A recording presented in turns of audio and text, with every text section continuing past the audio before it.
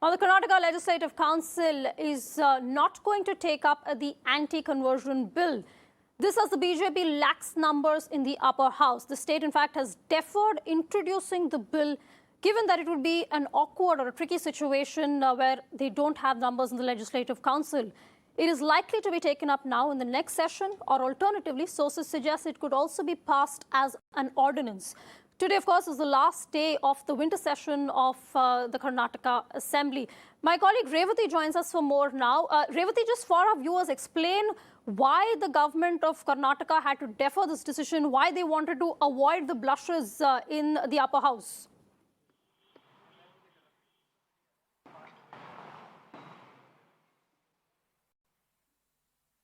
Well, yes, this bill was passed yesterday in the Assembly, was to be taken up in the upper house today. But today is the last day of the session. BJP lacked numbers and the BJP decided that they will do this the next session. So whenever the next session convenes is when they will table the bill so that they can be sure that it will be passed. Now, at this point in time, in the opposition got a bit emotional, saying that at a time when most of their members had left early or hadn't come in at all on the last day, if the BJP had, in fact, tabled it, that would look like opportunism as well. But the decision to do this is one, of course, the lack of strength, but also it would give them some time in terms of the legalities of it, whether this would stand, it's not just about passing it in both the houses, but also the legal aspects of it, whether it would stand after that as well. They would get that time as well. So at this point of time, they have decided to wait until the next session to table that bill. So for now, the anti-conversion bill is not a law yet in Karnataka.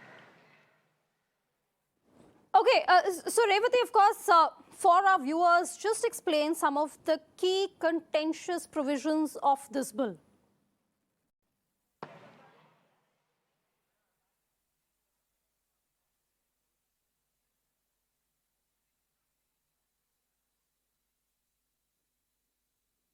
Okay, we've lost that line with Revati. We'll try and reconnect with her. But Brijesh Kalapa of the Congress Party also joins us this evening. Mr. Kalapa, good evening. Thanks so much for speaking to Mirror Now. The bill has been deferred for perhaps the next assembly session because the BJP doesn't have the numbers as of today.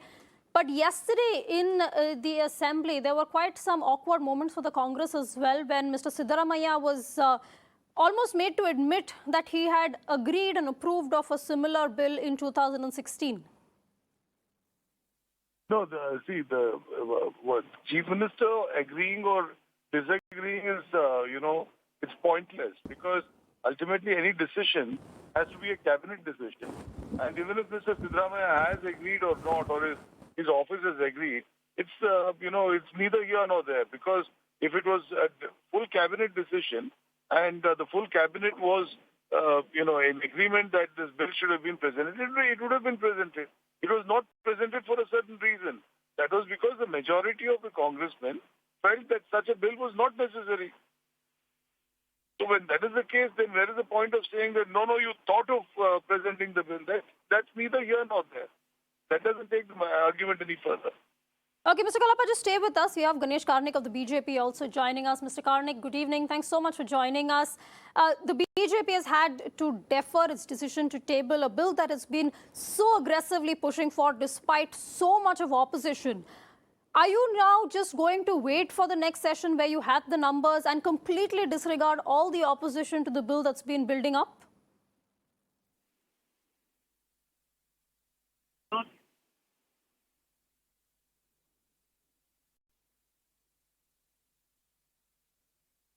Okay, we're having some trouble with Mr. Karnik's line. We'll try and reconnect with him, some network issues. Mr. Kalapa, if you're still with us for the next session, does the Congress Party have any alternative? Because the BJP is set to shore up its numbers in the Legislative Council by the time the next session begins.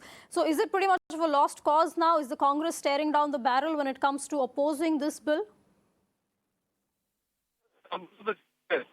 India is also supporting us. They also don't want this bill to come. Therefore, I don't think it will be a question of, the numbers increasing very substantially or anything. But we'll have to see, because we'll also put up a very strong fight and we'll see to it that we get greater numbers.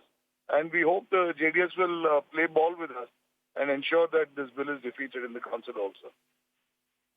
Well, Mr. Kalapa, thanks so much. In fact, actually, if I can request you to stay with us because Ganesh Karnik of the BJP is back with us. Mr. Karnik, we had a bad line with you earlier, but I was asking you about the fact that it's pretty much like you're going to push through this bill, perhaps in the next session when your numbers improve in the Legislative Council, irrespective of all the opposition that we have seen from the two other parties from outside the House, where several people have expressed grave concern about it. Hello, can you hear me? Yes, Mr. Karnik, we can. Good evening. I'm sorry for this disturbance. Actually, I'm traveling between Koppala and Bangalore. There's some disturbance. And good evening to you and good evening to my friend Mr. Kalapa. Well, see, this is a commitment of the party to the people of Karnataka, and we have been talking loud and clear about it. Yes, we do have a shortage of numbers as far as the council is concerned, and counseling is adjourned today. But the bill has been placed in the lower house, and it has gone through the process of, passing through the lower house. And we will definitely place it in the next session. And by the time next session, we will almost have reached the majority in the house. And we will have the floor management done properly, and we'll ensure that this bill is passed because it's like honest commitment to the people of Karnataka.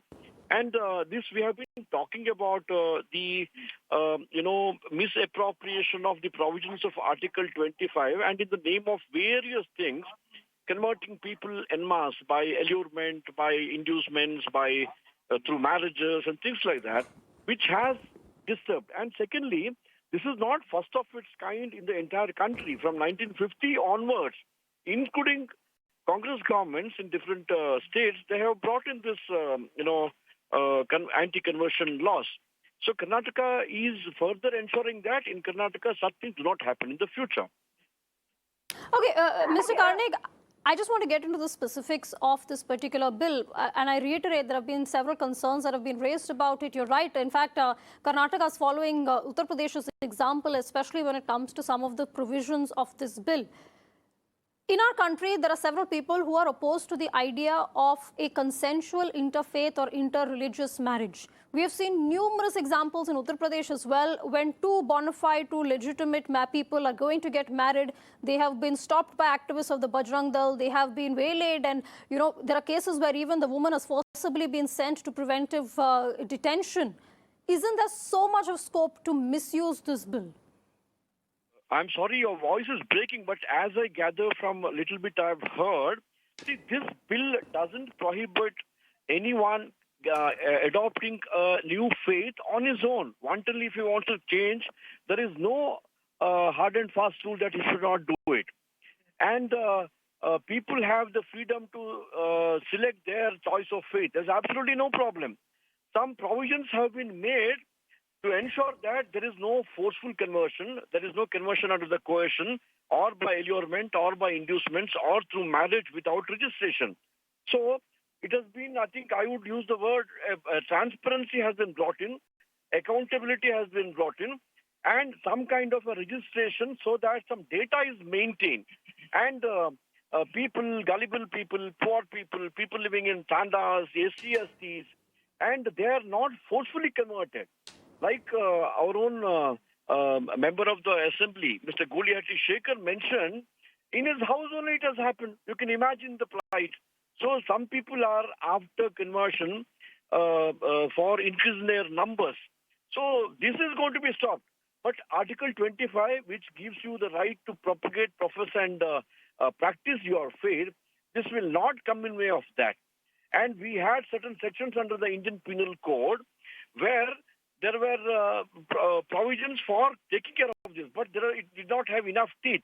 So this is further empowering the existing article so that forceful conversions can be controlled.